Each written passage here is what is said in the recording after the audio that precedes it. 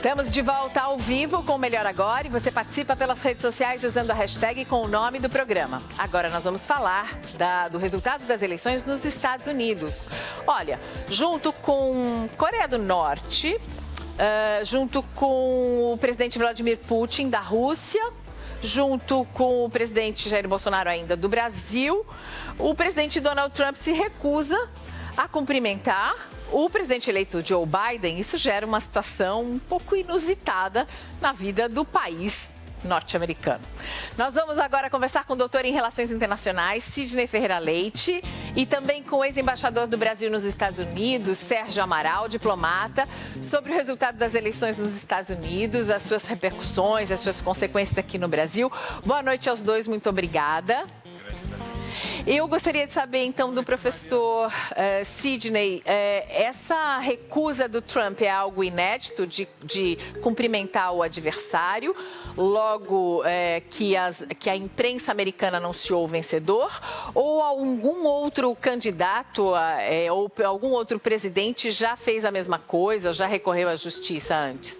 Nós temos a situação do ano 2000, quando, por conta dos votos da Flórida, o processo ficou por mais um mês e quando houve uma decisão, imediatamente o Al Gore, o candidato derrotado, né, cumprimentou o candidato vitorioso, na época o presidente Bush, e o presidente Clinton, que era o presidente também, cumprimentou e seguiu um protocolo. Quando a gente fala protocolo, é uma tradição, tá? Sem dúvida, o Trump não é um homem que se caracteriza por protocolos e tradições. Então, nós precisamos levar isso em Para consideração. dizer o mínimo. Para dizer o mínimo, não é? Então, agora nós temos uma situação diferente, porque estamos falando pelo menos de 5 estados.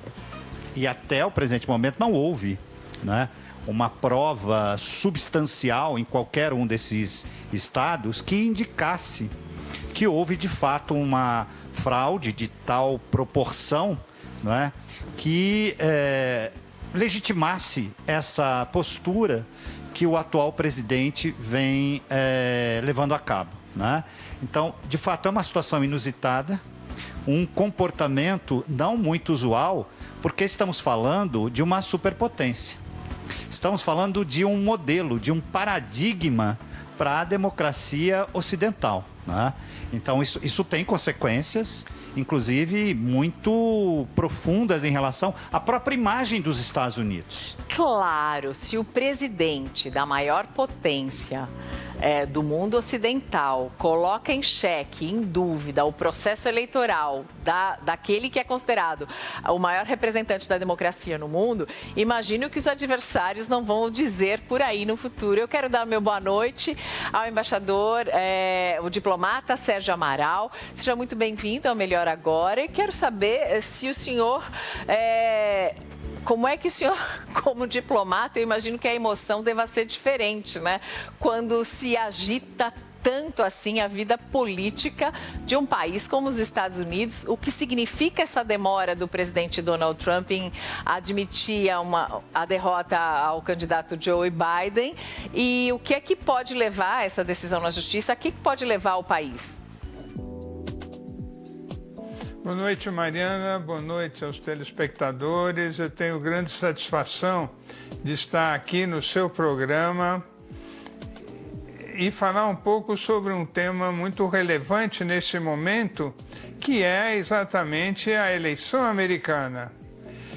Eu diria que o fato de o presidente Trump não ter cumprimentado o presidente eleito Biden é, antes de tudo, uma descortesia.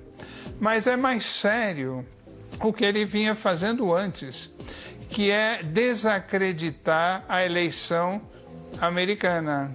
E isso é desacreditar nas instituições democráticas, desacreditar da democracia, num país em que a democracia tem mais de 200 anos e sempre foi considerada um grande exemplo para todos.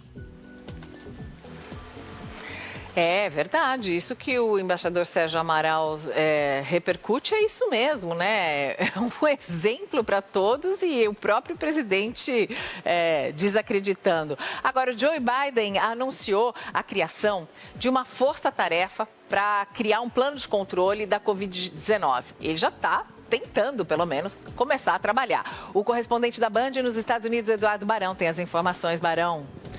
Olá, Mariana. Boa noite para você, para todos no Brasil. O presidente eleito Joe Biden e a vice Kamala Harris fizeram a primeira reunião virtual com a Força-Tarefa contra a Covid-19, formada por 13 cientistas. Eles vão desenvolver um plano para conter o avanço do vírus.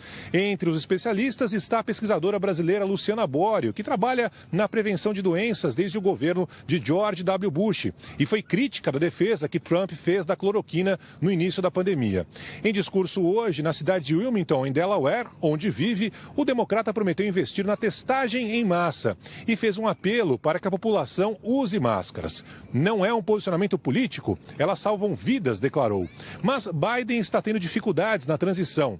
Donald Trump bloqueou o acesso da equipe do presidente eleito a informações e recursos. A autorização seria um gesto de aceitação da vitória do democrata, o que o atual presidente recusa a reconhecer. Como segundo candidato mais votado da história do país, atrás apenas de Joe Biden, Donald Trump não descarta uma candidatura em 2024. Por enquanto, não há sinais de que Trump vai admitir a derrota e tampouco que irá participar de cerimônias oficiais de transição de governo. Mas ele teria permitido alguns integrantes do seu governo a se prepararem para isso, sem admitir nada publicamente. Cada agência do governo federal já teria pronto um plano de transição para a administração de Joe Biden. Mas as informações só serão liberadas quando um vencedor for oficialmente anunciado. A decisão do governo de Donald Trump tem implicações práticas. A posse do novo presidente acontece em 74 dias e cada dia de atraso compromete o funcionamento de uma nova administração, que precisa tomar posse com todos os órgãos de governo em operação. Isso é importante principalmente para nomeações que precisam ser investigadas pelo FBI ou outras que precisam ser aprovadas pelo Senado. Caso nenhum processo movido pela equipe de campanha de Donald Trump consiga reverter os resultados das eleições, os delegados do Colégio Eleitoral apresentam formalmente os seus votos no próximo dia 14 de dezembro. Mariana. Barão, bom, pelo menos até o Natal, então, já devemos ter tudo resolvido. Agora, professor, me parece que o Trump faz mais esse tipo de movimentação e de barulho e de agito nas redes sociais, inclusive envolvendo a justiça americana, mais para fortalecer e alimentar esse trumpismo, esse movimento, né, em torno do nome dele, do que esperando mesmo, de fato, que ele consiga reverter o resultado dessa eleição, não? Tenho convicção que sim. O fato é que ele puxou muito a corda, não é? Agora, para dar um passo para trás, aceitar o resultado, seguir os protocolos, isso fica praticamente inviável. Tá? Então, a estratégia dele é exatamente defender essa hipótese, esse argumento e galvanizar o apoio, principalmente daquele suporte mais radical, ganhando aí um capital político. Não acredito que ele saia novamente candidato. Em 2024, não? Não acredito. Isso não faz parte da tradição dos Estados Unidos. Mas o senhor mesmo disse que ele não obedece à tradição? Ele não obedece à tradição, mas no que se refere ao campo político, claramente o Partido Republicano vai ter que se reinventar. O Partido Republicano não ganha uma eleição geral do ponto de vista do total dos votos desde 2004 com George Bush.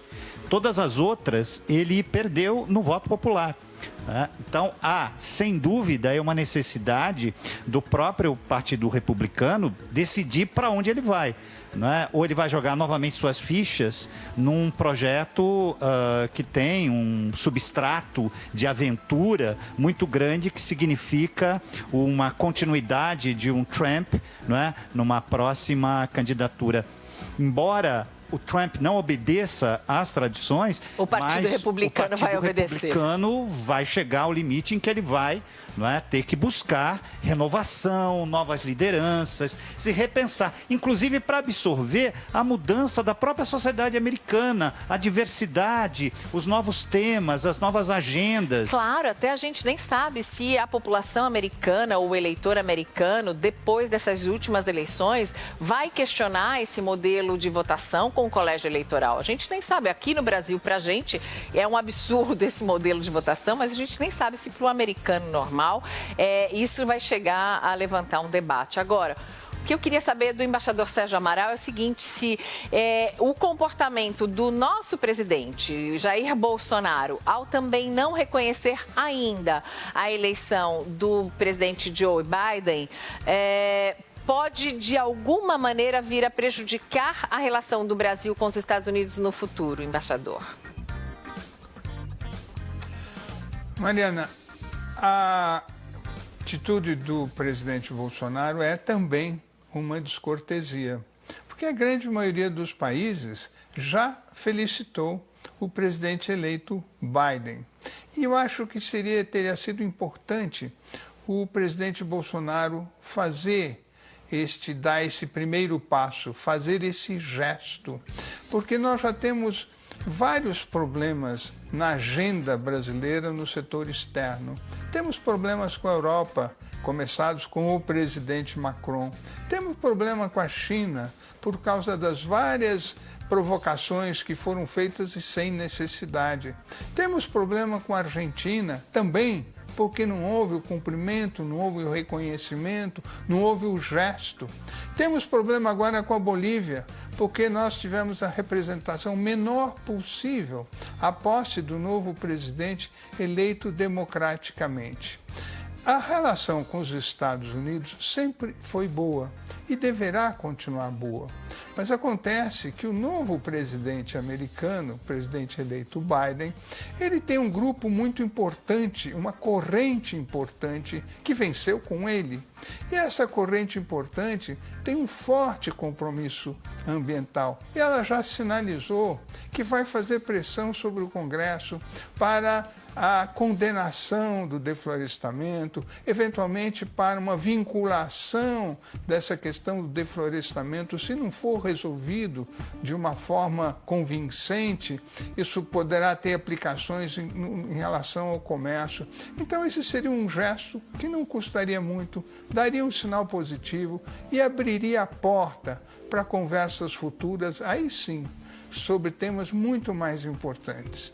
Quer dizer, o primeiro passo em uma direção para depois preparar o território para outras conquistas. Vamos ver como reagiram os países europeus à vitória do Joe Biden. Por exemplo, em Israel, por exemplo, o Benjamin Netanyahu, que também sempre foi muito alinhado ao presidente Donald Trump, cumprimentou o Joe Biden. E os países da Europa? O correspondente da Banda, o Felipe Killing, traz os detalhes direto de Londres. Olá, Mariana. A Europa acompanhou de perto todo esse processo eleitoral nos Estados Unidos. Há muitos interesses em jogo e quando teve a confirmação oficial da vitória de Joe Biden, os principais políticos aqui do continente já enviaram mensagens de parabéns ao candidato democrata. E nessas mensagens, 2 assuntos são destaque. O primeiro deles, meio ambiente. A Europa planeja coordenar, junto com os Estados Unidos, ações de preservação ambiental.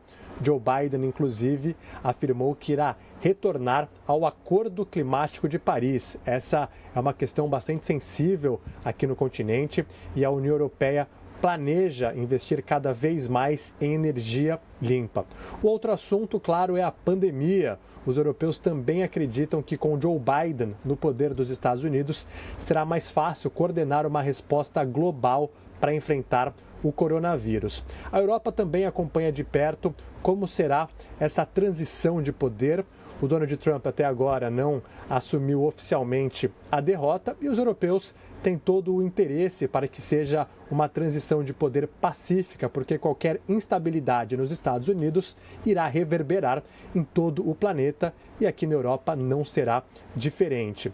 As bolsas europeias reagiram bem nesta segunda-feira e fecharam em alta após essa confirmação de Joe Biden como presidente dos Estados Unidos. No geral, analistas afirmam que Joe Biden no poder dos Estados Unidos será algo favorável aos europeus, mas evidentemente haverá muitos desafios aí pela frente, mas a Europa, no geral, recebeu essa notícia com uma visão muito positiva. Eu volto com você. E o Brasil está no centro dessa discussão ambiental, como bem lembrou o embaixador Sérgio Amaral. A gente precisa saber agora como reverter essa imagem negativa que não reflete necessariamente as realidades do nosso país, não é, professor Sidney? Sim, vejo que a eleição de Biden traz uma oportunidade de nós redefinirmos a nossa estratégia de política externa, que nos últimos 2 anos foi de uma aliança automática, não propriamente com os Estados Unidos, mas com o governo Trump. Não é? A eleição de Biden, e Biden é um presidente diferente do Trump, por exemplo, em relação à globalização, ao Acordo de Paris, à questão ambiental, como muito bem falou, não é? O embaixador. Então, é uma oportunidade do nosso atual governo, e para isso ele tem um corpo diplomático de excelência, que é o Itamaraty. Lembremos que o concurso do Itamaraty é o concurso mais difícil que existe nesse país. Então, existe ali um grupo muito capaz de levar adiante, de articular uma política externa mais global, mais universalista e mais pragmática. E nesse sentido, se quisermos levar adiante, como muito bem falou o nosso embaixador, as nossas relações do Mercosul com a União Europeia, do Brasil com os Estados Unidos, nós precisamos redefinir o que queremos em relação, por exemplo, à questão ambiental, que hoje desempenha um papel fulcral na nossa imagem, na projeção internacional do Brasil. Então, eu sou otimista. Penso que é o momento, portanto, da gente redefinir a nossa estratégia de política externa, que é de uma tradição inigualável no nosso continente, de coerência, de articulação, de capacidade profissional de inserir o Brasil no ambiente internacional e fazer da nossa política externa uma fronteira, não é, de desenvolvimento. E não uma fronteira de muros ideológicos. Nós temos que encarar... Construir pontes e não levantar muros. Olha, exatamente isso, Mariana. Você sintetizou de forma brilhante. Né? Uma pichação num muro poderia ter resolvido isso, mas é sobre isso que é a democracia, né? A diplomacia, aliás. Eu gostaria de voltar com o diplomata Sérgio Amaral, porque é o seguinte, os países também precisam pensar sobre o futuro. Claro que as economias estão muito interessadas em mercado e estamos falando aqui agora da tecnologia 5G. Essa me parece também que é uma grande questão, é a questão da vez. O Brasil pode usar esse interesse, ou tanto dos Estados Unidos em ser fornecedor dessa tecnologia, quanto a China, para abrir novos mercados, por exemplo, embaixador, de que maneira o Brasil pode trabalhar com essa questão sem ser só o peão no tabuleiro do xadrez? E o xadrez grande e poderoso. O xadrez é enorme. Veja bem, Mariana, eu acho que essa é uma situação difícil, mas eu acho que pode ter uma solução, porque não há razão de o Brasil, que tem relações muito estreitas com os Estados Unidos. Os Estados Unidos sempre foram nossos amigos tradicionais. Nós somos da mesma família, porque a nossa origem é comum. Nós temos o nosso passado na Grécia. O pensamento ocidental é todo greco-romano. E, por outro lado, nós temos a China, que é um parceiro mais recente, porque só agora, com a globalização, é que houve essa aproximação entre polos que estavam separados durante muito tempo.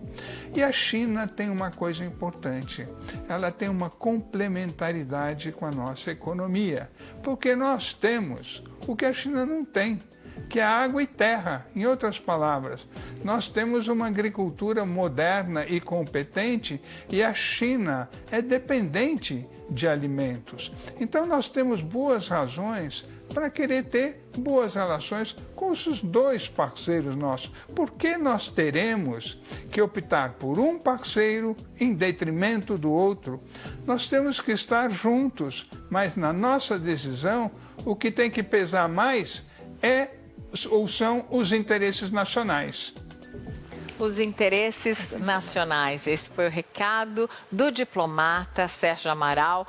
Uma aula sobre como os países têm que se relacionar pensando em interesses grandes, altos, não em pessoas, não em personalidades, né? Essa relação não é de pessoa para pessoa. Eu agradeço também ao professor Sidney, que, aliás, me presenteou com seu livro, lançamento hoje, Relações Internacionais, Música, Cinema e Terrorismo, livro do professor Sidney. Muito obrigada pela participação. Programa ao vivo, o Melhor Agora dessa noite está terminando. Boa noite, professor. Boa noite, um grande prazer estar com você aqui.